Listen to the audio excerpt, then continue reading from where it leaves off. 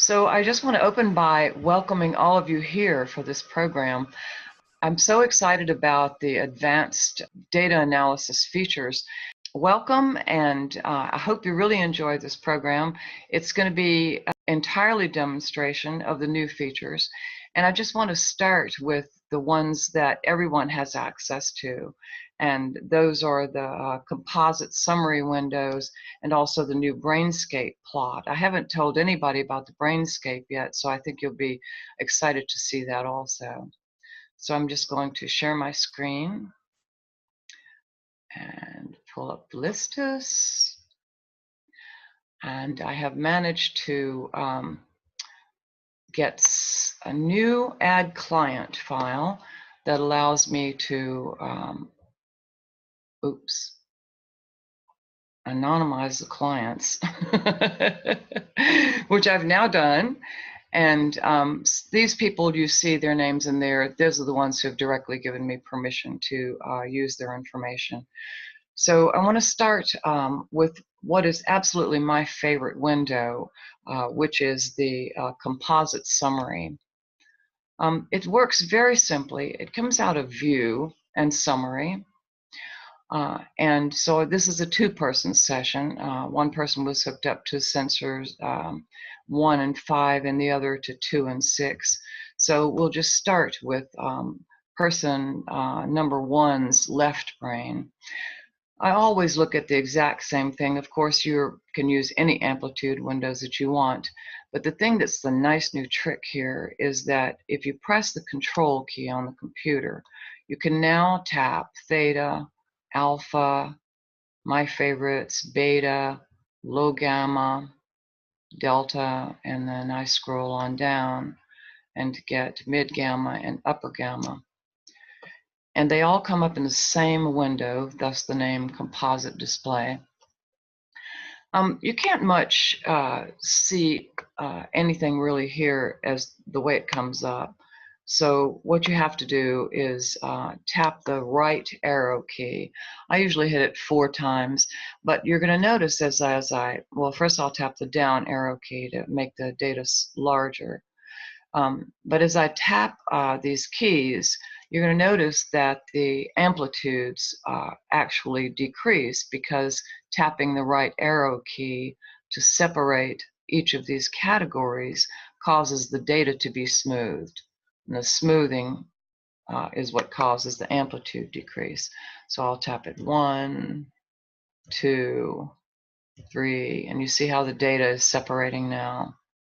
And here's my 5. I could go all the way down to 10, but I don't want to lose the amplitude readings that much. So then the down arrow key to increase the size of the data. So it's a little bit of a learning curve to get your eye accustomed to what you're seeing here. There is this legend up here in the top right corner that tells you what each of these data lines means, but they're the exact same as the mind mirror. So the purple is delta, the green is alpha, the blue is theta, and the gold is beta. And down here are the 3 gamma summary windows. You can tell these apart without looking at the legend up here, because you know that the low gamma is always going to have the highest amplitude. Second is always going to be, well, and everyone I've looked at so far, second is going to be mid gamma, and then you're going to have upper gamma here with the smallest amplitude. So this session that I've just pulled up was one where 2 practitioners in training were working on the concentration exercises. And the concentration exercises that Anna developed actually have you in the first segment having external awareness with your eyes open and focusing on a spot. In the second segment, eyes open, diffused awareness. And the third segment, it's going to be closing the eyes and focusing on either a spot or diffused as you choose.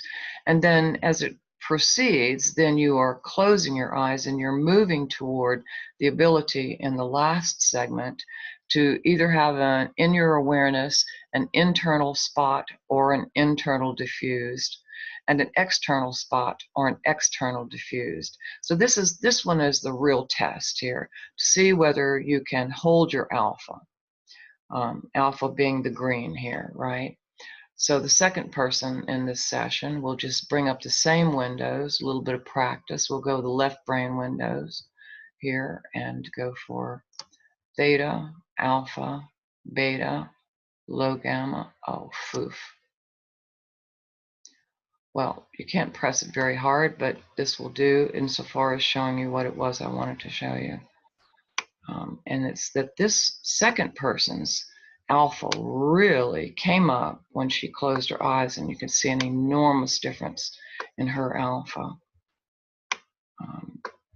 And so again, I'm just going to tap the down arrow key one time to size up the data, and then tap the right arrow key to smooth it, to separate the lines.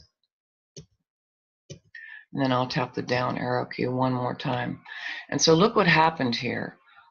Is her alpha absolutely exploded when she closed her eyes. I mean, look at the difference here.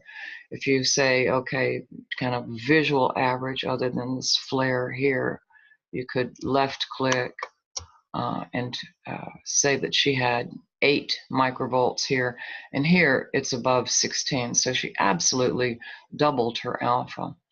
And this is really nice because so this person is a little bit harder to read because the data lines are kind of all mooshed together right there, but she has more separation.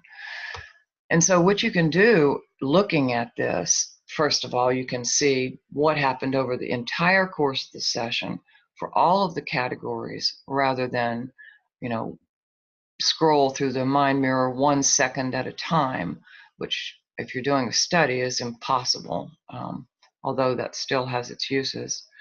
And so you see this overview of each category. Easy to read when the brain and the categories are flaring together like you see here. It's easy to see, okay, so her alpha was increased here, and her theta went right along with it in the blue line.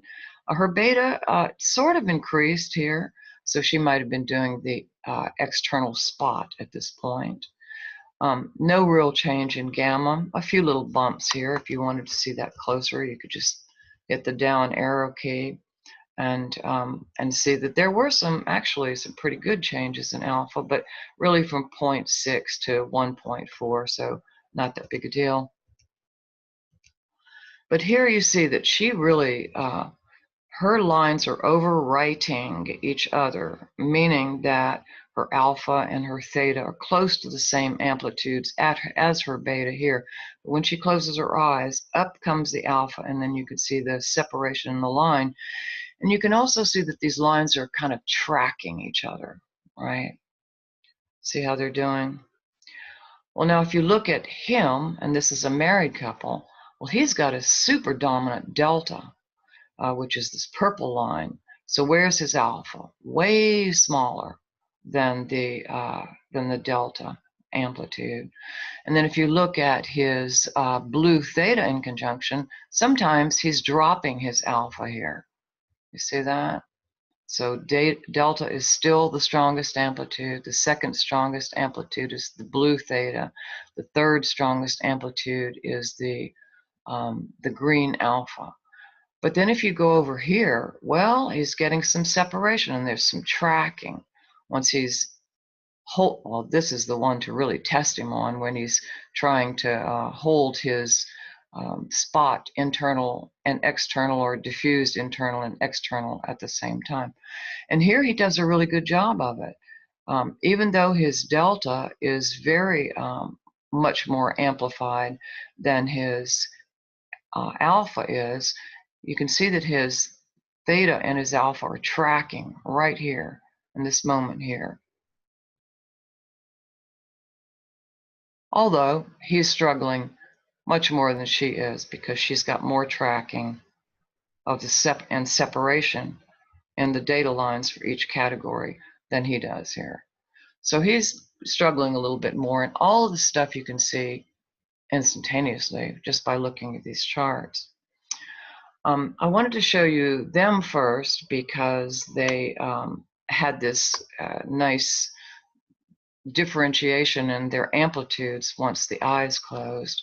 But in everyone that you look at with these composite summary windows, you're going to see something really interesting. There's a guy who came from Germany, I guess, last week. Oh, I have to go to his session here. And he did a meditation. He wanted to do a self-guided meditation. I don't think I need to see that. Let's just go straight to that change for one person's session.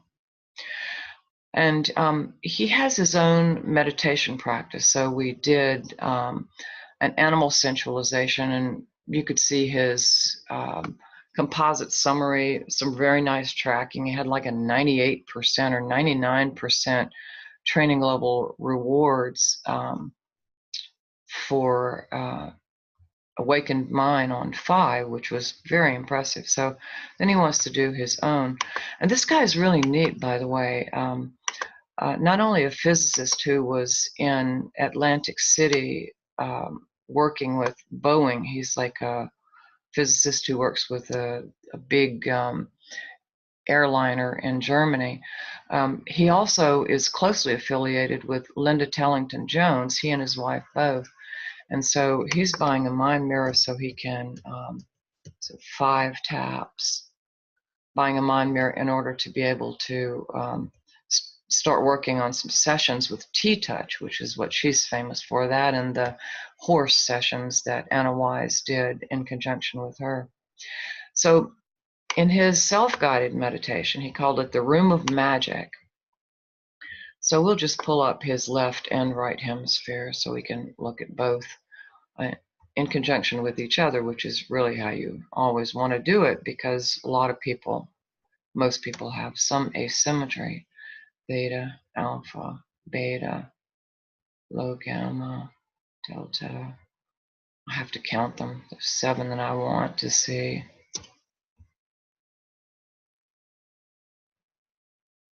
All right, 1, 2, 3, 4, 5 with the right arrow. And then size him up. So what we're going to see first of all is whether we have these screens. So he's got so much amplitude symmetry that his scales are 14 and 14. So you don't need to do anything to that. If he had a big alpha increase, say to double the amount of alpha here, then you might have to change the scale, because the scale could come up saying 28. And if that happens, you just do the usual thing with the left click on the window and then the right click and display options, and you go and change the data range and make it the same for each window, and then they're going to come up the same. And you would just choose for the data range the bottom end of 0 and the top end of 12 or even 10, because it usually selects more than you select.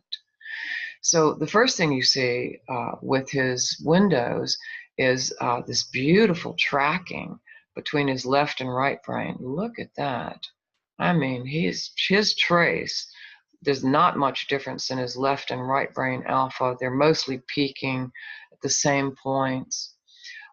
His beta, however, is running the same amplitude at his theta. Now you would surely see this in the mind mirror window, but so you want to say, well, you know, is he really going deep?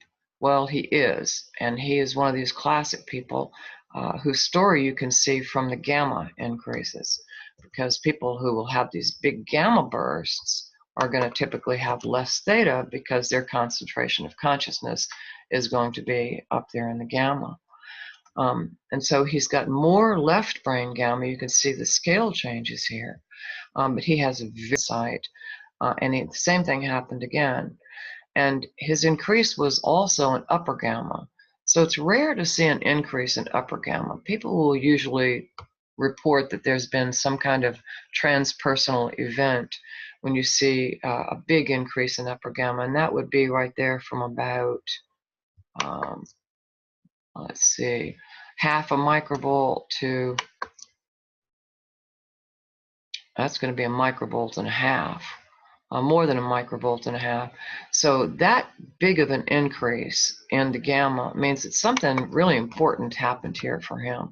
Not as much in the right brain as the left, because the amplitudes aren't equivalent in gamma.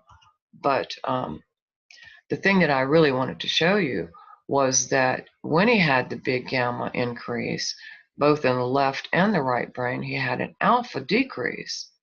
And this happened both times.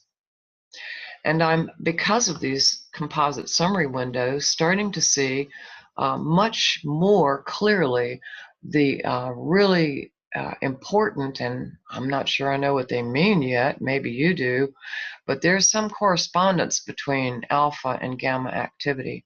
I mean, you might immediately expect that if the concentration of consciousness moves up into gamma, and there's less theta, which there usually is, that maybe the alpha would decrease, but that's not actually true. That's not the reason for whatever this correspondence is, because I've been doing some studies, and there's definitely coupling between gamma and delta, but what's going on with gamma and alpha, I don't know yet. And maybe, Gary, you can talk to this later if you happen to have read some studies on it. But it's really very neat that you can immediately see through this composite summary window. And of course, the bigger you make the data, the better you can see everything. If we were to just explore this a little further, just kind of off the cuff, you can see, well, his beta in the gold overcame both his theta in the blue and his delta. So his delta is really not his dominant activity here. It's the alpha, and then in those two bumps there, it's the gamma. So let me just open it up to you and ask you, I mean, I could show you any number of composite summary windows. They're going to be vastly different for each person. But if you have any questions about it before I go on to something else, this is a good time to ask. Is this a new download? I haven't used this before. Nope, this is a freebie that's right there in everyone's software right now if you are at 5.0 and above. Okay, I'm not sure that I have that download yet. Yeah, so this is Nifty Cane. This is free to everyone. And like I say, it takes a little bit of time to get your eye acclimated, but it helps if you just commit to memory the legend and the memory of what is alpha, and what is theta, what is beta, which one is which in each. Also, I have one issue with my keyboard is that the arrows don't work. Is there some other way of moving these things around without using the arrows? Yoicks. That's a good question for Steve Clark. I'm actually not sure the answer of that. Maybe. I'm sure you can work around it, but you need to have other options. Yeah, Windows has got some, what was it? I think it's the Alt, and the Tab key that functions instead of arrows, but probably a good Google on that would show you. I'm so in love with these windows, I can't stop showing things. So I'll just pull up just one more session to show you how, if you're doing a study, which is what this is, a study on a healer and recipient, looking at these composite summary windows gets really interesting, because then you can make interpersonal correlations and interhemispheric correlations as well. Oh, I tell you what, I don't want to look at this side of the brain, not only because there's a data loss, which you just saw, but because this healer was heavily right-brained, and it really affected her right brain as well. So theta, alpha, beta. You really don't even need beta. I just kind of put it in there because I'm obsessive compulsive.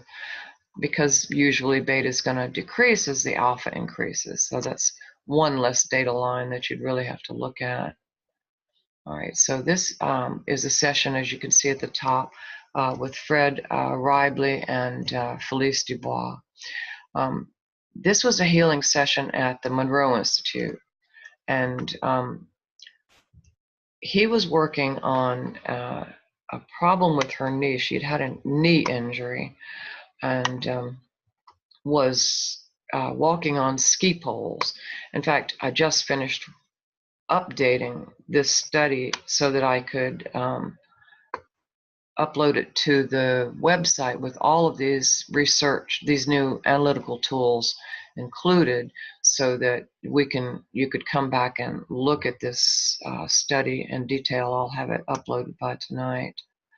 And just got permission from both of them, so they're good with me showing you. So Fred is a healer. He's done therapeutic touch, I think, and he works at a children's hospital.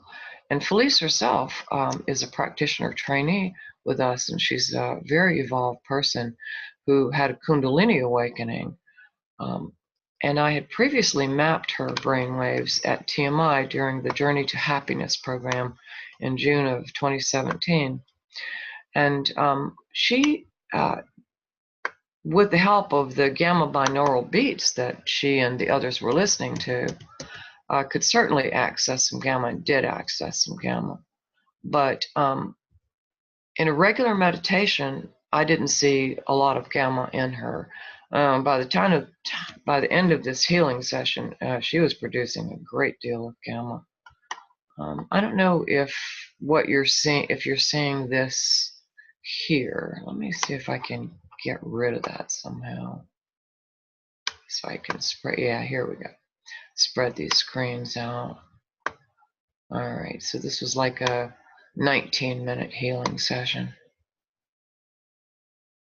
So in Fred's pattern, what you immediately see is that the gamma lines are not all down here below 2 microvolts like they are in most people.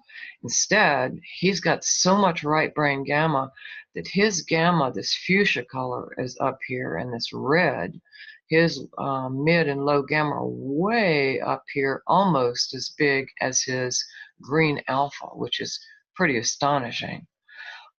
His gold beta is, bigger amplitude.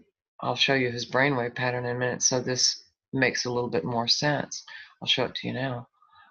In fact, we can run a mind mirror summary so you can kind of see how overview of his production over the course of the session.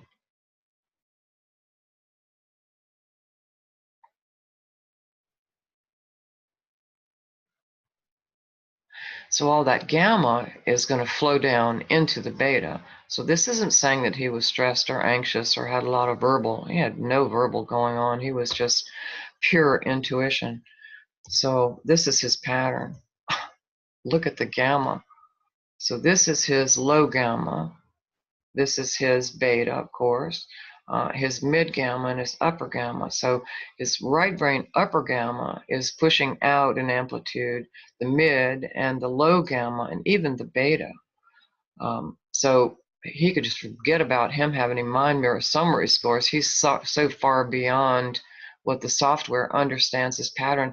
He only gets, on the 100 hertz scale, he only gets 24%, and he got, on the 64 hertz scale, he got only 26% rewards at training level 5 for gamma synchrony. It's because he's just so far beyond the amplitudes of the ratios of that gamma synchrony pattern. But you can just really see this wonderful gamma activity. So what I did was scrutinize this until I was nearly blind for both sides of the brain, for both of them. And if you take a look at the study, you'll see that being able to look at his delta and say, oh, hey, why did he have such a delta increase here that lasted all the way to here? And what was she doing while he was having that delta increase? and then looking at it and saying, oh, gee, well, you know what was happening with her? Okay, so we'll just look at this. Did she have any big things happen here? Well, what was going on with her gamma? I know what was happening with his. Oh, well, hello. She's got a big increase in upper gamma. Well, anything for upper gamma is a big increase. So I slipped some markers in there and looked at her upper gamma increase till it went away, and then compared it to his. So the bottom line there is that, having lost view of that session, that if you look at the interaction between a healer and a healee, or a married couple or two friends, the Mind Mirror's new composite summary window is the way to do it, because you can see where they really had big increases, and those are going to be clues to, of course, their internal states that you can then help them landmark. And if you're doing a study, those are going to be clues to when something big happened. And in fact, the composite summary immediately helped me be able to understand what was happening with both of them. I'll just bring this session up because the next thing I want to show you is in their session as well. It's such a glorious overview. As is this new one that also everyone has in the software, and that's called the Brainscape Plot. So I'll just bring this up for, let's see, Fred's right brain, and then Felice's right brain also.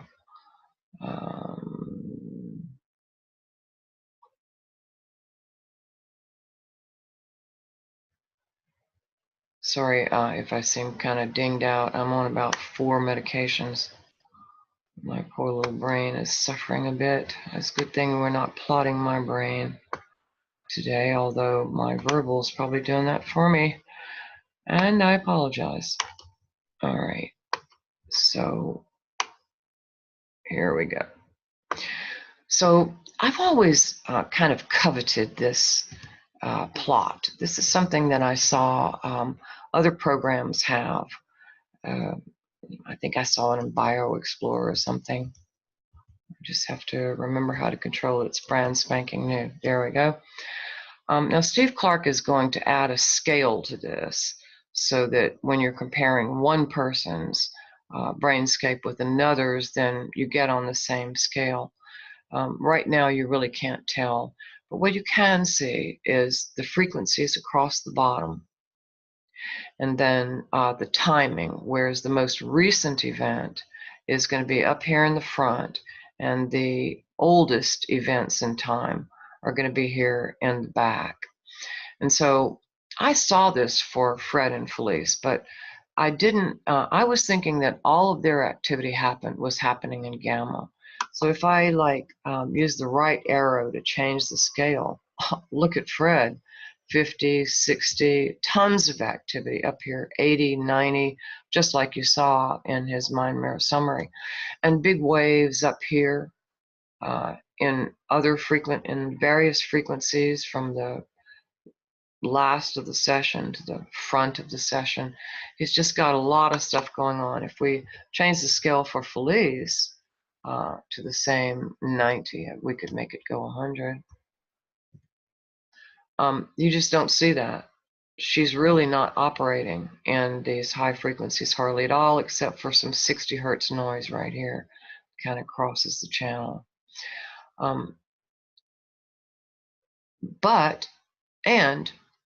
So I was looking at this yesterday and asking Steve Clark, I said, well, could this be like some kind of artifact that happens just because you're at the far end here of the scale, like waves washing against a shore or something?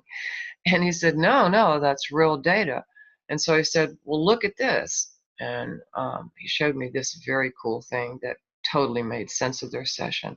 So if you've got whether you have the Brainscape plot up or not, you can look at a mind mirror-like visual of the Brainscape plot by going to View and Calculate and FFT Statistics. So this is going to be for Fred. I don't want the output of the data. I can separate those frequencies by going right here. And then to do the same for Felice, calculate FFT statistics. And OK. So this is just the dual hemisphere of the Brainscape. And it's an FFT, so it's not going to match the mind mirror window, which is why I didn't see this before. So their point of communication, as you will immediately see, is delta. And of course, this is what our mind mirror brainwave theory says, that healing is going to happen in delta, but it didn't really show up in the mind mirror summary plot. And even though it showed up in the Brainscape, well, it didn't show up in the summary plot, the mind mirror summary, because we're not looking at individual frequencies like we are here, which it makes this extremely useful. This is saying that in the 0.75 band of delta, Fred had about 32 microvolts of delta, and Felice had 16. Of course, you're seeing all his massive right brain gamma all the way up here. And you're seeing that she doesn't have that. But the study shows that she did resonate with his gamma, and she did develop more gamma, and she has had this massive gamma ever since this healing. So the Brainscape, everyone has access to that and to the composite summary, of course. But this is very cool to have this FFT reading, because little secrets are involved right here that we can see right immediately. You can see some left brain 60 hertz, and you see some left brain and right brain 60 hertz in her. So this does say that there was some noise in the session that didn't show up as much in the mind mirror window, because it's coupling, you see, the three frequency bands. For the 60 hertz, whereas this is separating them. So that's very nice to be able to look at. So the Brainscape, you can, you have a down arrows where you're actually zooming out, and then you can, with the up arrows, zoom in and look at the waves more closely. And then if you decide that, well, you really don't want to look at all the way to 100 hertz, you can say, well, what in the old mind mirrors picture would be what we want to look at here, and then collapse the scale. So you go back down into, say, a 40 hertz scale for each one of them. So what do you think about the Brainscape plot? Do you like it as much as I do? Hi, this is Jim. You might want to mention too that right after Fred's healing session with Felice, that she literally threw her walking canes and crutches away and walked normally. Yes, thank you for saying that. That's absolutely right. No, this was a new injury, and she had just had a stem cell implant when Fred started the session. And by golly, by the time he finished, she was like shaking and quivering as she took those energies in for about 20 minutes on the massage table. She was really rolling in the energy. And the next morning, instead of being subdued and depressed as she had been before the session, she was just blasting with energy, and came out and she says, I want to start a way to take healers and test them and certify them through Institute for the Awakened Mind. And she was walking without her ski poles, and she was all super energized, and she still has that in mind. So it was really quite a phenomenal experience that she had all that change. And it's right there in the Brainscape. and in the FFT more than it was in the mind mirror. And everybody has access to those, and I hope you enjoy them immensely. Let's see if I stop the share and go back and reshare to the Features Pack manual that I just finished working on.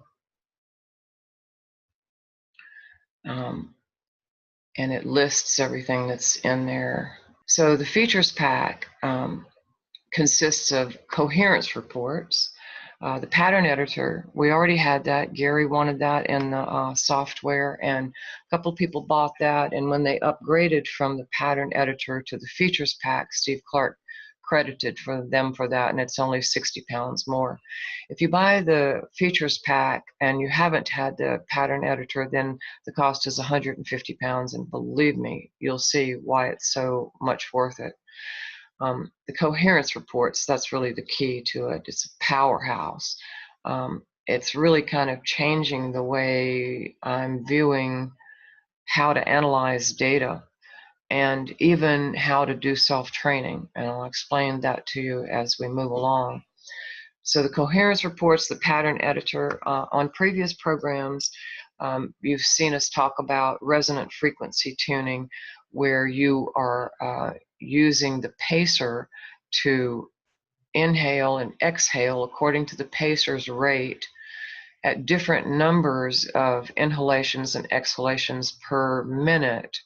And the BVP sensor has this wonderful ability to help you find out what is your best breath rate, and thereby your best health, because it makes a huge difference. I'll go through that a little bit in the manual and show you a tiny bit of that, because I'm not going to illustrate that today.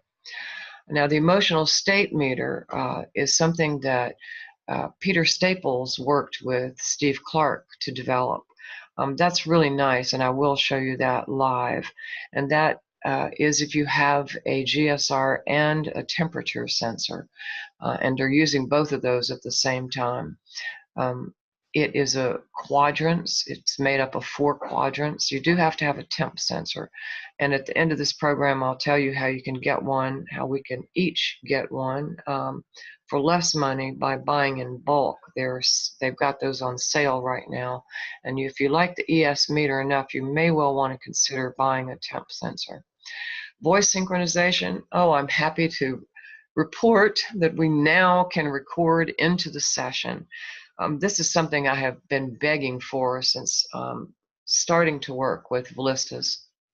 And we had to get to the point where the technology, the voice and technology evolved so that Steve Clark could do it for us. And he, lo and behold, has done it now. And what it basically means is that you bring up a inbuilt voice recording icon, and when you press record on the session, then it records your voice straight into there. So then you, after the session, scroll through, and wherever you land, the voice is right there.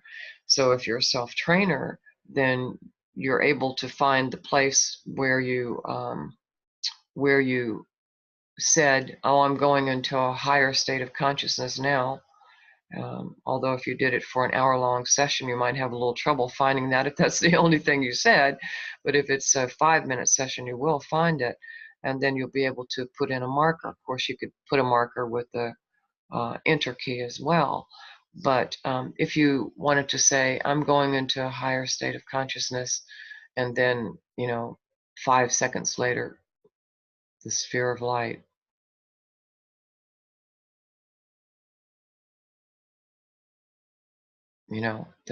The avatar has moved into my body, whatever, if you can talk, then that's how you would be able to find it for a self-trainer. Now, for practitioners, this thing is totally invaluable, because what it means is that we now don't have to, it's not that we don't draw the patterns, and it's not that we don't put the timing in, but we have much greater specificity now. because we can see the split second when an instruction was given and the person followed that instruction. So, Judith, yes. I have everything except that voice, synchronization. Can I buy that separately? No, it's in the features pack. It's in your features pack. You have the license, so all you have to do is just download a later version of Ballistus, and you will have it. Okay. Thank you. That's awesome. Yeah, it's in audio. I'll show it to you in a minute. So I just want to go through here and just show you the basic setup. Coherence reports consist of 4 different reports, and I'm going to show you those each one because they're absolutely spectacular. And then we move on to the pattern editor. I'm not going to show you the pattern editor here because that's takes a lot of time, but this is a thorough explanation of how to use it. I don't know if everyone knows what the pattern editor is, but basically what it is that you can use this now 100 hertz scale to be able to create the pattern of your choice. And so you use that instrument panel to say you decide, well, I want this diamond shaped pattern where my theta is almost as big as my alpha. So you draw that pattern and then save the pattern. And then when you go to self-train, you can self-train your own pattern. It's not hard to use at all. It tells you right here what to tick, to set it up, what the screens look like. Everything's right in there. And I might say now, Gary will know more about this than I do. It has something that you'll find in traditional neurofeedback, and that's augment, inhibit, auto-augment, and auto-inhibit. This explains it thoroughly because I did remember what it was when I was explaining it. I don't remember so well now, but basically, what it is doing is that it's allowing your brain to gradually increase its amplitude to reach the pattern reward. And there's an auto augment and an augment, and then an inhibit and an auto inhibit. It's just an easier way of brainwave training where the software meets you where you are, basically. In this case of auto inhibit, to reduce your amplitudes at a comfortable pace while providing 70% pattern attainment rewards. So you don't have to set the training level. The training level is set by the software. So this is one of these crossover benefits that we have in the software from the fact that Ballistus is a neurofeedback device. I haven't done anything with it yet, but if I go into my brainwaves and see a problem, this is what I would go to fix that problem. Of course, you could also go to the beta reduction, alpha, theta generation, the delta generation as well. Now, this is the one I said that I'm not going to take the time to show you today, but it's really worth looking at if you have any inclination of buying the pattern editor for physiological reasons, for self-regulation of your physiology. This is a big, and basically what it is it allows you just to use the VVP sensor to be able to optimize, to find out what is your resonant frequency, breath rate, for the purpose of increasing concentration and choice reaction time, improving cognitive flexibility, verbal memory, decision-making, controls physiological arousal and anticipation of psychosocial stress. In other words, better self-regulation, better control of everything, stress, and this is all out of a series of studies I read, more than I show here, but those were the key studies. Shows you how to set up. It's very simple. You set up the pacer here, depending on how many breaths per minute you think you want to take to start with. There's the in-breath on the pacer, and then the out-breath. And then you pull up a summary window for the blood volume pulse, which will automatically have the markers in it, separating the segments. And then you just go and get the HRV summary for each one of those segments. And it's going to tell you where your HRV index was the highest. And that's your resonant frequency breathing. Your stress index needs to be low. That's another factor. You want that to be 2 or 3.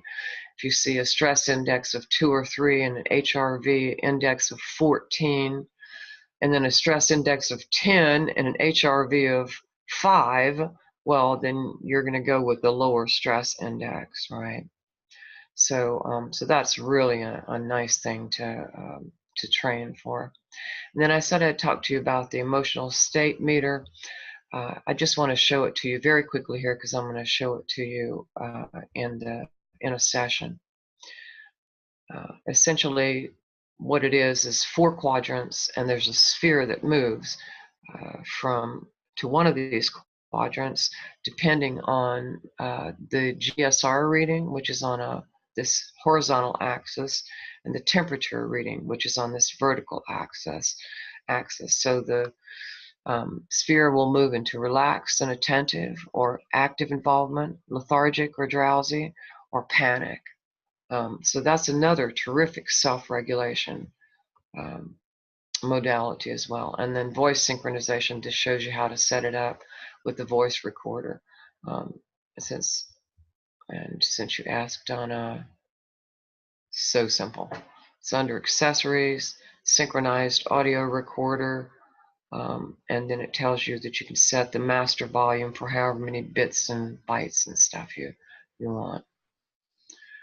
So I'm gonna switch over to Ballistus now, and we'll look at some of these things in more detail, especially this fabulous coherence report.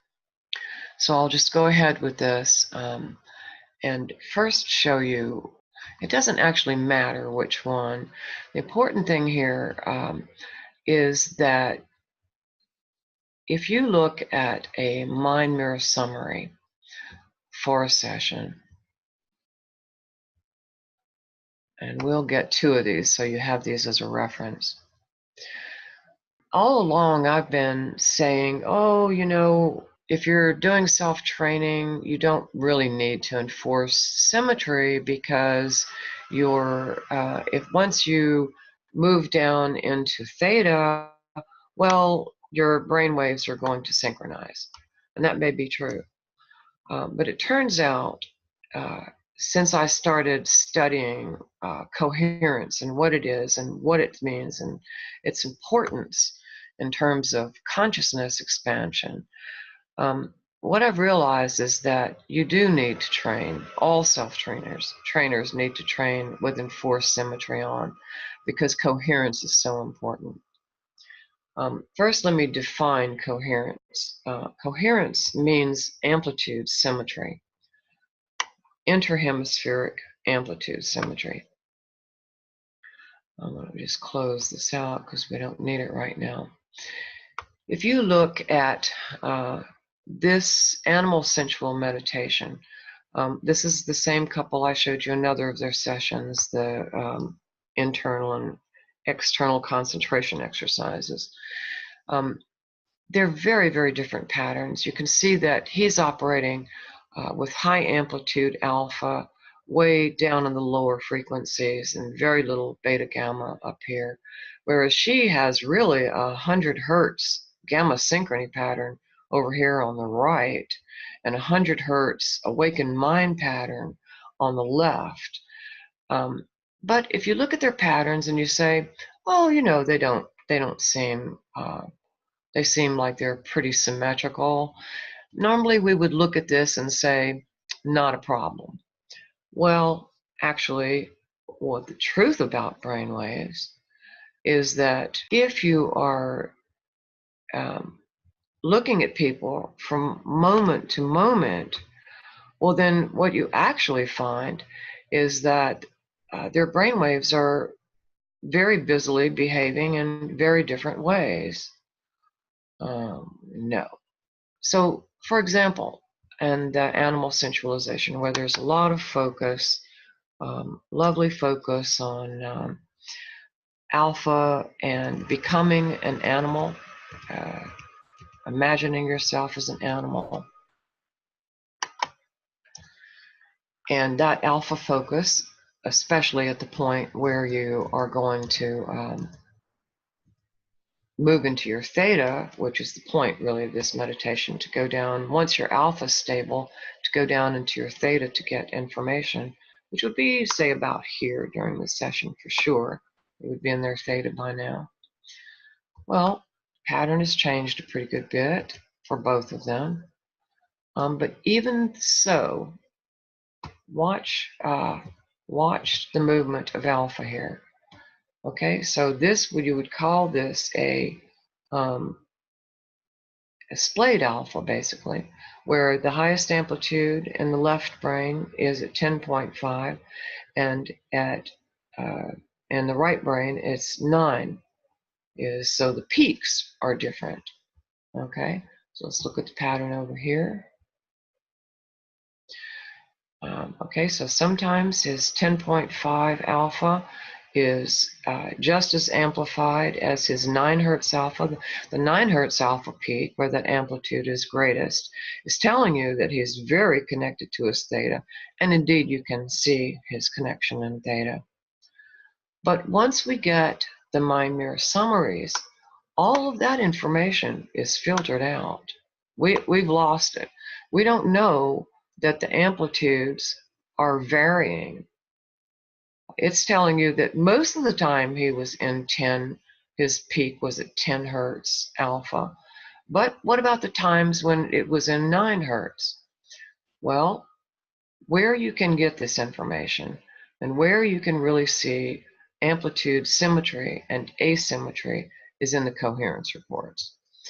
And what I've discovered in looking at these coherence reports, both in 4 studies that I've spent literally hundreds of hours on, and in individual sessions with people, is that we need to be training bilateral symmetry because of what happens with bilateral symmetry. I'll just stop the share for a moment so I can talk to you straight on about this. So bilateral symmetry across the hemispheres basically means that that the symmetry is, if not constant, it's equal. It's absolutely equal. And when it's equal, then some wonderful things happen in the brain. And it's that the neurons power up when you have amplitude symmetry. And then the neurons around them power up. And then the neural circuits around those clusters power up. And so your brain starts to become more, literally more coherent. That is more, less noise. From now you have like a laser-like focus, and larger parts for us, which we're measuring, is going to be the temporal lobes and the occipital lobes. We can say that the coherence in the back of the brain has increased. Now we can't say it's whole brain synchrony because we're measuring our electrodes are just measuring in those parts. But the studies I read said that coherence, when someone is in coherence, electricity travels, diffuses along the scalp. And the diffusion means that the coherence is spreading. Now, neurofeedback says, and rightfully so, I believe, that if you have, that brainwaves resonate through the head, we can almost extrapolate and say that when the back of the head, the whole back of the head, which we're measuring, is moving into coherence in specific frequency bands or in specific categories or across categories, which we really want to see, that's going to diffuse to the front of the brain. there are an enormous number of benefits of coherence.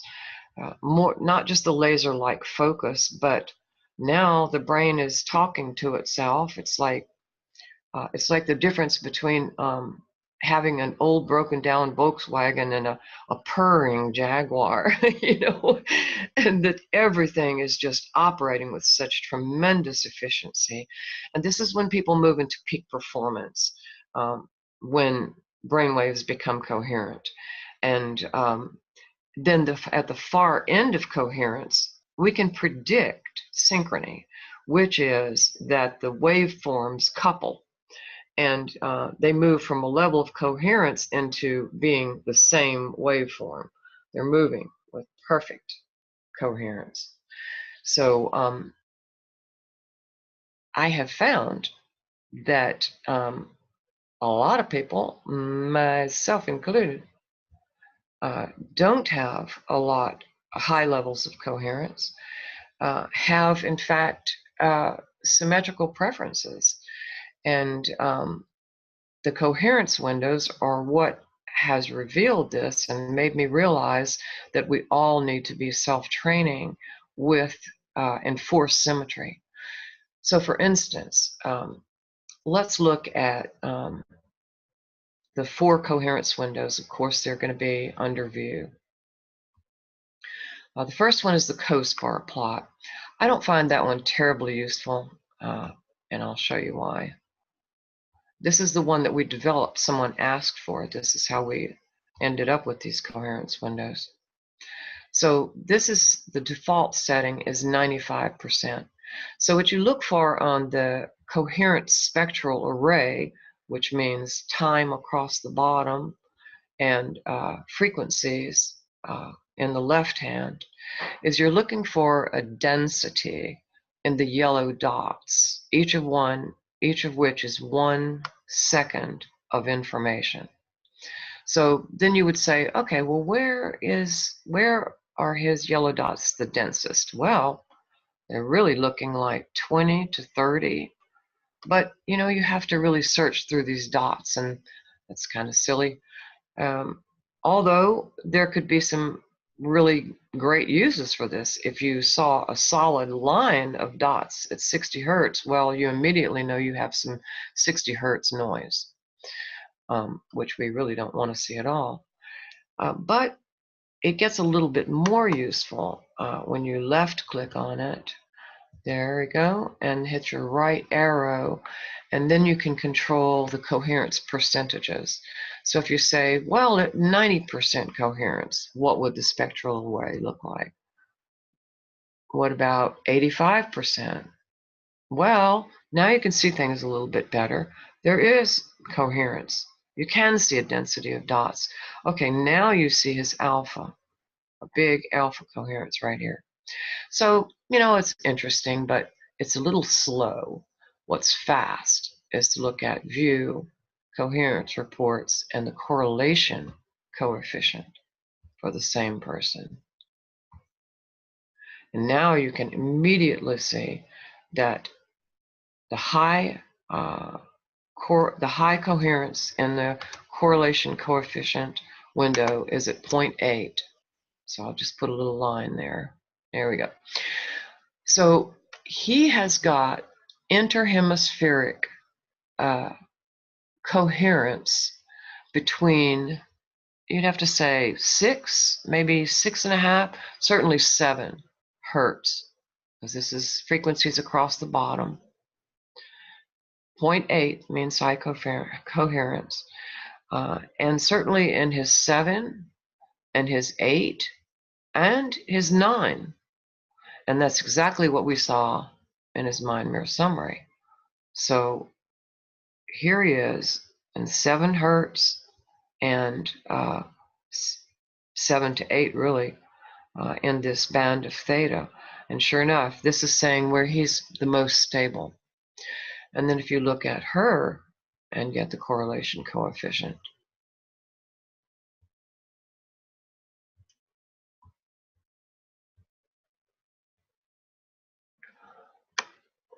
well, just we saw when we replayed that She has got really nice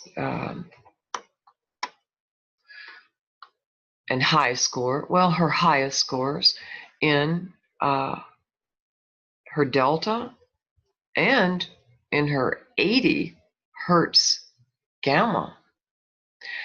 But overall, these would be mid-range because 0.8 is high coherence. So this is an example of how gamma destabilizes symmetry. And I don't know that symmetry is even necessary if you have gamma, but this is a huge difference, isn't it? I did one study where the healer and the healee both had the exact same correlation coefficient and almost the exact same frequencies. So then that was a point of contact between them, certainly a point of resonance between them. So this is your guide. This is telling you that, okay, and pretty nice, you know, close to coherence in maybe 16 to 17 hertz. The highest next to that would be 65. And that's not going to be noise because it's above. So he's got some coherence. He's even got some coherence at 95. So are they, after all, connecting in the higher frequencies? Could be, but it's not in the lower frequencies that they're having the point of connection when they're meditating together. So then this is the key to tell you where to check his coherence over time. So if we go to View and Coherence Reports, this time we go to Coherence Summary. We'll choose 1 again. It said that some of his theta was involved, and sure enough, now in the coherent summary, 0.7 is high coherence. And she sure does have it. She hit high coherence at this point, this point, this point, this point, and she neared high coherence, or he did, I'm sorry. He neared high coherence, various points throughout the session. So you would say that 0.3 and below is low coherence, 0.3 to 0.7 is mid-range coherence, and of course above 0.7 is high coherence.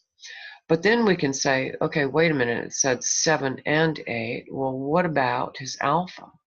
Let's see where, if he had alpha coherence. You will have in your coherence select EEG band alpha. I have added, and in the manual show you how to add, break it down into low alpha and high alpha. I also added, I broke down gamma amplitude into low gamma, mid gamma, and upper gamma. It's very easy to do.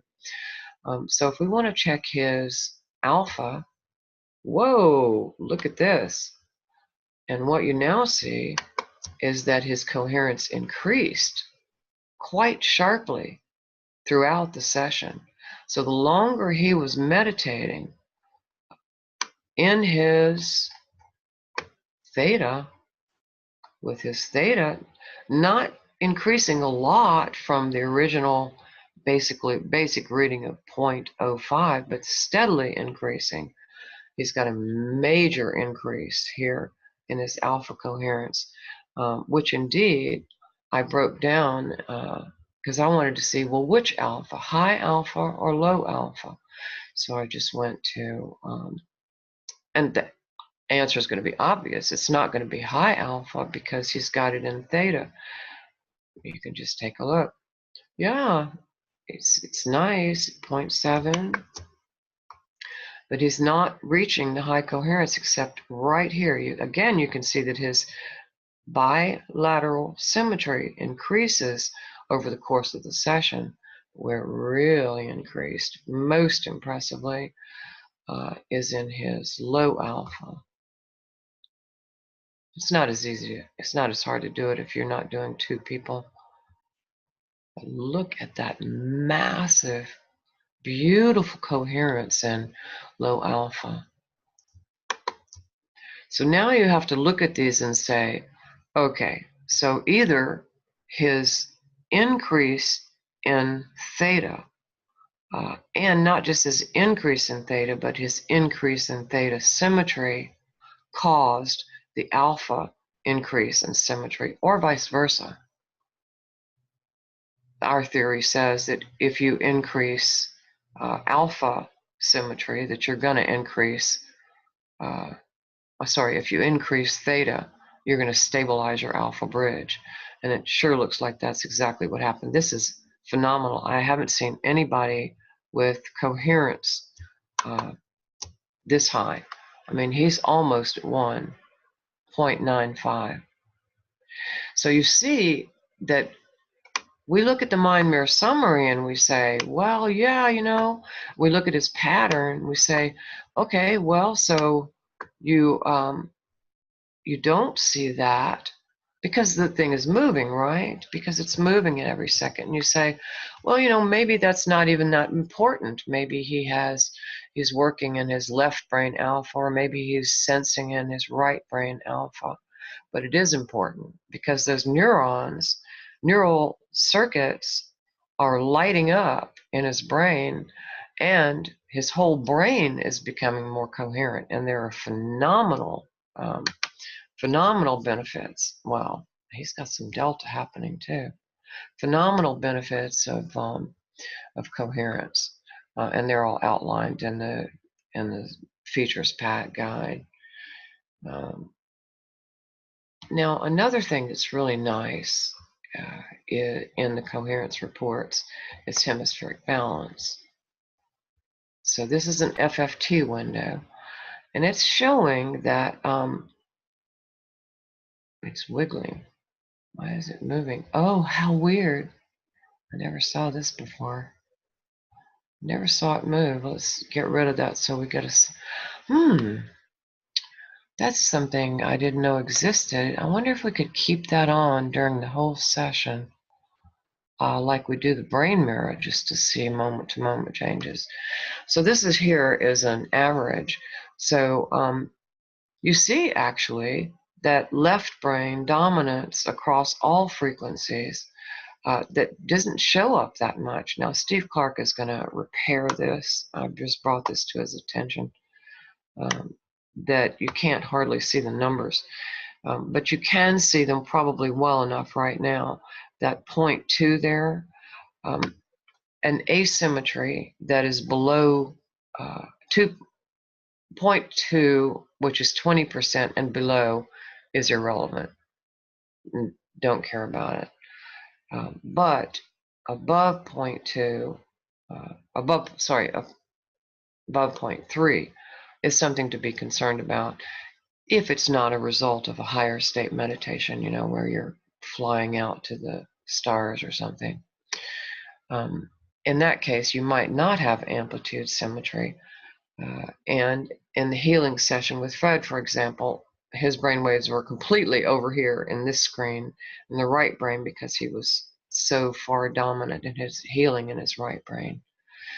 But if it's an ordinary meditation, this is the window that you would use to see if the asymmetry is something to be concerned about. Of course, as mind mirror practitioners, we have ways to train to help people attain hemispheric symmetry. And now, with these coherence reports, I've paid a lot more attention, as I've said, to the importance of symmetry. Now, Judith? Yes. You say that I've seen this before and the numbers are hard to read. Are we looking at the coherence score from 0 to 1 on the bottom? Yes. Yes, that's exactly it. Okay, so we're looking at yes. 1.2. Okay. Yes. You can just barely see it. Yeah, I hope he gets that straightened out. Now, I have a question about coherence, because classically, coherence is not so much concerned with amplitude, but the fact that two areas of the brain are firing together at the same time. That's right. That's right. So, when you look at that chart, you can see that the right hemisphere, left hemisphere, was in high coherence with itself. but very little coherence with the right hemisphere, except in the delta there.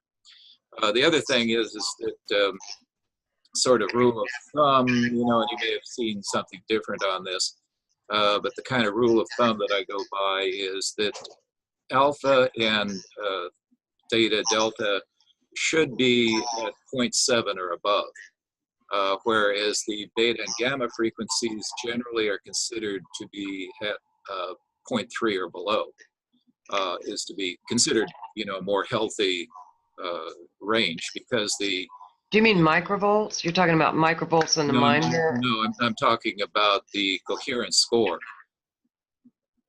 So when you look at the coherence at 0.7, high coherence, you know, should be in the lower frequency range, because this is produced by the midbrain structures, whereas the beta gamma is produced by the surface of the cortex. And I mean, generally, you know, we're looking at things somewhat differently here, but generally in neurofeedback, you're kind of looking at the fact that you don't want a lot of gamma and beta at high coherence, like at 0.7 or above. Basically, you want them down around 3 or 4 to maintain a balance in terms of the overall brain function. But you know, that's just sort of rule of thumb. You know, I don't know if that's changed over time. Maybe you've seen something different. I have, in one sense, and I'll tell you about that in a second. So, yeah, you know, I can't tell you how much time I spent trying to understand what coherence really is. And in the end, it is about symmetry. I read so many studies, and Steve Clark agreed. He took it's MIT algorithm to come up with these coherence windows. And you're right, it is about both sides of the brain firing at the same time, but the reason is because of the amplitude symmetry.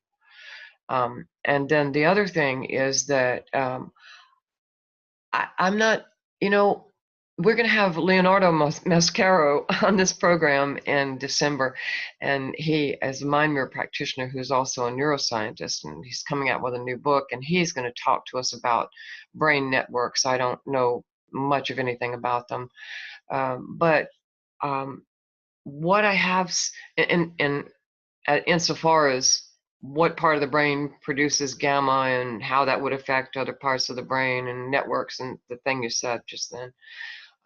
But so I don't, and Steve Clark just told me that we want to look for coherence at 0.7 in the coherence summaries and the coherence coefficient 0.8. That was the MIT algorithm, which was tied to a bunch of studies. So I can't say that that gamma doesn't differentiate from that, and maybe Steve doesn't know it. But what I can say is that, of course, I'm always looking at the gamma coherence in these studies. And one of the first things that I did was look at gamma coherence summaries for a bunch of people at the TMI sessions where they're all hooked up simultaneously and they're listening to gamma beats. And so I picked out some people who were high target hitters. Didn't I see Wayne on this program? Wayne, are you here? I did see Wayne earlier. Too bad he misses these nice words about himself. So one that I first looked at was Wayne and his gamma through the course of the session. Coherence just increased. And this is also validation that the binaural beats that they're listening to, the spatial angle modulation beats, are really working. So then I started looking at other high target hitters and other high target hitters, and sure enough, their gamma is going up into the high coherence range over the course of the session. So, and they're coming out feeling really nice. You know, they're not coming out feeling discombobulated or anything.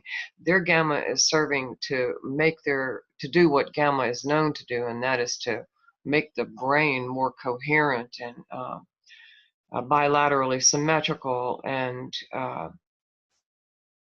for them to feel more grounded. And in this case, I mean, for some people, high gamma doesn't make people feel grounded, but the application of these, the delivery of these beats, they did feel increasingly coherent and psychophysiologically. And sure enough, the coherence windows matched. It really shocked me. That's when Robin Bernard and I have been working with Steve on this, because she comes out of neurofeedback, and her question was, and I probably mentioned this before, how do we know that coherence is more important than pure symmetry that we're looking at in the mind mirror? Well, it turned out that I kept saying this over and over. I know that this means amplitude symmetry, and they kept saying, well, Robin kept saying, no, it doesn't. It's got nothing to do with symmetry. And so I finally read enough studies where I went to Steve Clark and asked him about it. And he said, yeah, it's totally about symmetry. So these are really nifty keen things to look at, all of the coherence reports. I mean, if indeed coherence is this important, well, let me just show you one other cool little thing. If it's all that important, and it sure looks to me like it is this where they were connected? I believe it was. But this is a different session, Healer and Healy. And I think I remember that their correlation coefficient showed this lovely merge, or a point of resonance anyway.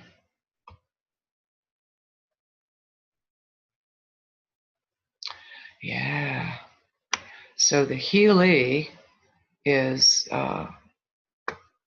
here, and this is the Healer. And look at his coherence at 0.8, well, almost 0.9, 0.85. And hers is very, very high and in almost the same frequency range. I mean, check this out. So you look at that and you got to say, they had to be resonating in their alpha. It had to, their alpha theta. And for her, she's got more resonance down here in theta. They've got to be, there's got to be, you know, this is just theory, but there's got to be something going on that they were in bilateral hemispheric symmetry in the same frequency ranges. I just think it's quite stunning. Now, what else am I supposed to show you? Okay, I know what. In fact, I'll just clear all these screens. So to finish that sentence before I got involved in that last study, I live like this, it's ridiculous. One study will catch my eye and I'll fall off whatever fence I'm on and run toward the study. If coherence and synchrony are as important as they are believed to be, so let me just stop the fiddling and try to make some sense here, as the manual says it. And it's the benefits of coherence, which I took out of these studies. All right. Greater cognitive flexibility and fluency, shorter reaction times, increased blood flow to the brain, decreased blood pressure, and the ability of the brain to generate compensatory processes for organs that are developing disease. In other words, we're talking about coherence being linked to the healing and restoration of the body to optimal health, which is what I was reading in the studies. Because it goes back to the basic benefit of meditation, which is that the two hemispheres start to balance much more than before. And then the brain is better able to connect with the central nervous system, that is the spine, and then the spine and the brain and the central nervous system are better able to connect with the peripheral nervous system. And once those are in connection, well, woohoo, then you have increased nerve transmission, blood flow, everything to every cell in the body. And that's definitely going to optimize health as well. So these are the important notes I wanted to get to, is that the studies are saying that beta coherence improves conflict monitoring, empathy, equanimity, and diminishes reactivity. Now, I don't know if that's absolutely true. I'd want to know a little bit more about that. But alpha coherence, theta coherence, and gamma coherence totally agree with awakened mind theory. Alpha coherence, and this is some of Les Femi, I'm sure, with his open focus brain, that says synchronous alpha, that is symmetrical and in phase with the waveforms matching, is associated with improved memory, better mood, clarity, and heightened creativity, relates to somatosensory attention and mindfulness, and is directly linked to peak performance. Theta coherence, associated with internal mental processes, feelings of clarity, peace, and contentment. We can certainly believe that because that's when you're in connection with your deeper self. And then gamma coherence, associated with selflessness, non-judgmental awareness, equanimity, loving kindness, and compassion, which we also know comes from tons of studies. So if it is really that powerful, then we want to search. We either want to train, self-train, have self-trainers train with enforced symmetry on, or the pattern editor to get the brain aligned, get it exactly where it wants to be for the, the bursts, the peaks of aha that help people know who they are and what they're about and the solutions to the problems. I mean, it's about optimizing the brain, essentially. Any questions about that? The coherence windows? I mean, honestly, if I had 10 hours, I could sit here the whole time showing you with great excitement the things I've found. But I'm actually waiting for permission to upload the study of on the Geneva medical doctor healing somebody in Lyon, France. Fred and Felice, that study is going to go up today. And then there's a Dawson Church study that's going up probably today. And honestly, I've been doing so many of them, I don't remember how many, but there's a fourth one on it's on psychic, intuitive reader, not reader, but meditative writing kind of guru, Frank DeMarco. I did a study on him at his home. He's going to be our speaker next month on a program called Imagine Yourself Well. So those are all about to go and hit the Mind Mirror Studies page of the website, and you can certainly look at all these. Windows are all in use on most of those studies. So I've been working on them. I worked less on this webinar than I did on those studies, so you would have the resources. All right, so let me just show you one more thing.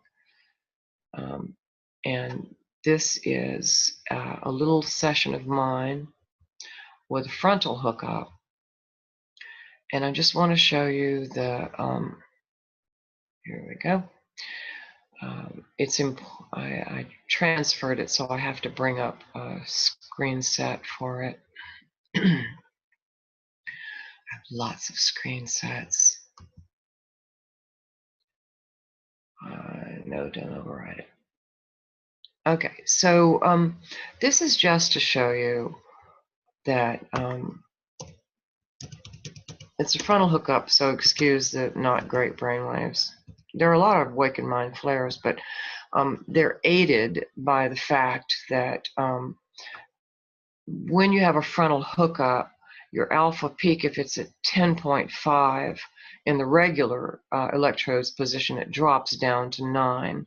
And also, it's the opposite of on the back of the brain, a frontal hookup is, because you have more alpha with your eyes open than with your eyes closed, which I find astonishing.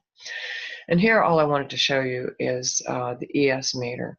So here the little sphere is moving along because even though I've got my eyes open and I'm watching the thing, I'm actually trying to increase my temperature by doing some mental visualizations, which is also increasing sweat gland activity. I think I was imagining a hot tub or standing by a fire or something, bonfire. But I started my LESH scale at like 4.7, even though it's increasing.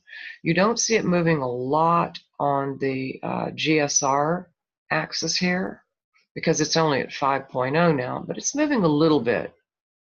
What you really see increasing is the skin temperature. So watch it for just a moment. It's on auto scale. And this is a completely relative measurement. It's not about a correlation to the LESH scale. It's not about a correlation to the skin temp. Like there are no absolute values here. It's just relative to where you started and where you moved to. So it's about to change to, I asked Steve to auto scale it, so I'm quite happy with this auto scaling. You don't want to be moving around. You want the auto scaling to happen by itself. And so now you can see that the sphere is moving a little bit more into the relaxed and attentive, having started at 4.7, now at 5.2. The session is, I don't think, too much longer than this. But it is really fun if you only hook up to the GSR and the temp sensors, just to have your eyes open and say, hey, can I change the temperature of that finger? You know, the peripheral temperature. Can I imagine it? Hey, can I cool it? So I was playing around with that and enjoying that, and of course seeing what changes that makes on the brainwaves. Well, I've kind of disappeared. I have to change the attenuation. So apparently I had an amplitude increase in my brainwaves as I was increasing the temperature and increasing the LESH state. So, hey, I wonder if, see, this is what happens. I wonder if, no, this is frontal, so well, it shouldn't matter. Oh, what happens on the frontal hookup? What should I check? Let's check alpha. Okay. So that's really good alpha coherence on the frontals, but I don't know how valid that is, see, because I don't know anything about the brain networks. I wonder if it's anything for the, well, let's see what is most. Okay, so it is where I've got the coherence on the frontals is in 6 to about 9. So it's alpha theta. Now see, that's not really valid because you get more alpha and theta when you have a frontal hookup. But the main thing is how fun this was to just test my own ability to self-regulate. And of course, there are very important reasons to have the temperature sensor besides playing around with the ES meter. And that's because what is well known is that if the temperature is decreasing, the person is falling asleep. For practitioners, that's really important. For self-trainers, it's important too, because, well, for practitioners, it's important because you may see an increase in theta and delta and not realize that the person is tranced out or is falling asleep. But the temp sensor will tip you off. If that temperature is getting warmer, then they are definitely in meditation. You don't have to worry that they've clicked out or something. And then for the self-trainer, you definitely want your temperature to increase. And sometimes you may come out and say, you know, gee, where was I? I lost awareness for a while there. Well, if your temperature plummeted, then you went to sleep. If your temperature increased, well, then you didn't go to sleep. You were actually meditating. So you would just check skin temperature. You have the choice of Fahrenheit. So I actually was cooling off in this session, despite the Lesch scale increasing. So there are all kinds of little nuances here. I was cooling off because I was actively trying, right, to cool off. I don't remember what it was I visualized, but I was playing around with it to see what would happen with the meter. And then there's something else I wanted to say about temperature. Oh yeah, what I've noticed lately, and didn't actually realize before, but it bears some study by all of us, self-trainers and practitioners, is that when people go into psychic states, their temperature can plunge. Just whew, and they're not asleep. They're just going up into gamma. Now, you know that a lot of times when people start to produce more gamma, that their heart rate will speed up. That's a known phenomenon. I've seen that since I started measuring gamma 5 years ago, 6 or 7 years ago at this point. But I didn't know that about temperature, so I asked Steve Clark about it yesterday. Why would that happen? And he says, well, because they're going more into their delta too, as you would if you were going to sleep. I've seen it 3 times so far. Temperature, and it's not always when they're going into gamma. So it's not necessarily a gamma temperature link. I've seen people go into high amplitude theta and delta and be involved in some kind of psi experience and have that temperature drop, and they were not going to sleep. So that's something that's a good reason to buy the temp sensor and check that out. You know, if you think you're a person who can move into a psi state, see if your temp drops. Maybe it will, maybe it won't, but we would be interested in hearing about it.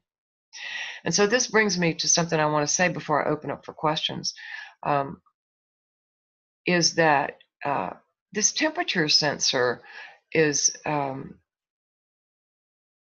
not with me right now, but it's got this thermocouple on the end of it, and it's very small, and it has a wire, and it fits right down your finger, and you just tape it on. Garth may remember, because I've used it on Garth before, that I would just curse this temp sensor because I couldn't get it to seemed like the wire would torque, and then the thermocouple would twist. But actually, it turned out I was just being a dunce, that all you have to do is run the wire down your finger, start the wrap at the bottom, and then go toward the thermocouple, then it doesn't move at all. But the thing about it, about the design that Nigel Walker did on this thing, is that the thermocouple is mega sensitive. I mean, it's totally watching 1/10 of degrees. It's really, really nice. And so what happened was that they hastened to develop this temperature sensor for us because of our development of the ES meter. So hardly anybody buys temperature sensors, so they've got some on a shelf and they want to get rid of them. So if we buy 9 of them, then they'll sell them to us for 150 pounds, which I don't remember what that is, maybe $200, $225. I know Gary and Donna that you have one. I certainly have one. And 3 other people who have seen them in action want them. So if you decide that you want the temp sensor for to be able to use it with the ES meter or by itself in your own experiments, do please write me as soon as possible so that we can get this bulk deal on it. They may relent and give us that bulk deal if we get 7 instead of 9. I don't know, but it's really nice, and they're normally $250, $225, or 250 pounds. So it's a nice deep discount on them. And then if you decide that you want the features, the Mind Mirror Features Pack, just write Steve Clark and say, sell me the Mind Mirror Features Pack, and then he will issue he'll send you an invoice for 150 pounds, again, about 225, 250, and then pay the invoice, and then we'll send you the Mind Mirror license key, and then tell me that you bought it, and then I'll send you the guide. I promise you, you will love these coherence windows. It's so fascinating. And you see, what just happened is that now I know that there's more alpha coherence in the front of the brain than in the back of the brain. So now this is a big question for Leonardo Mascaro in the December webinar on, I guess it's the neurophysiology of the awakened mind pattern, if that's neural networks. So it's like, if you're a born investigator, or if you're a self-trainer who wants to see what you're really doing, not just the mind mirror summary, because this is now insufficient unless you're looking at enforced symmetry for your pattern scores, you definitely want this features pack. It's about the coolest thing I've seen on the mind mirror since it came out. So yeah, any questions? It makes me wonder, you know, we're kind of looking at the idea of flow, and as you're discussing things here, I'm wondering if increased flow also shows increased coherence. I would speculate that that's probably what's happening, is that we're seeing not only, say, an awakened mind or evolved mind pattern emerging, but also increased coherence in the hemispheres along with flow. And what we need to do is hook up some musicians who are jazz players and can get into flow, and then just have them, you know, give us a nod when they say, "Oh, I'm in flow now," and see what it looks like. That's a great idea. Absolutely great idea. These studies on healers aren't so useful because Fred, when he was working on Felice, he was pushing out all this right-brained gamma, and Marc Gilles and Leon, he was pushing out all this left-brain gamma. So those guys are not going to score that well on coherence. But a person in flow would. I bet you they would too. That's a fascinating idea. Absolutely. So now I'm going to go back. Now I've said that about temperature and going into psychic states, and because you were hooked up to the temp sensor, I'm going to go see if you might have plunged your temperature. You might consider buying a temp sensor. I'm not kidding you. You know so many psychics. Wouldn't it be interesting if we found some trend that their temperature decreased when they went into psychic states? I know the temperature goes up in a relaxed state or profound body relaxation state. Yeah. But when you go into the world of psi, not necessarily. That would be interesting.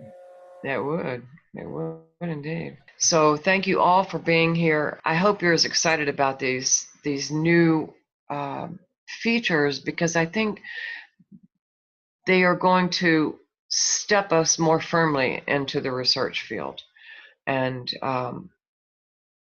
in fact have already evolved at least my understanding of how we should be doing self-training with enforced symmetry, rather than just letting one side of the brain do anything it wants and the other do anything it wants. Of course, the exception to that will be psychic states, higher states of consciousness, where you can have an awakened mind on the left, in the left brain, and an evolved mind in the right brain. We certainly wouldn't want to devolve. But for most people who are training the awakened mind for peak performance and flow, then enforced symmetry is important, and looking at that coherence is really important as well. So next month is going to be Frank DeMarco, as I said, doing Imagine Yourself Well. And I think we're going to have David Fairweather talking about his new book in November, and then Leonardo Mascaro in December. So we've got some great programs coming up. And as I said, Gary and Donna are going to do a program for us on flow. So stay with us, stay tuned, and we will continue our wonderful explorations. Thank you for being here.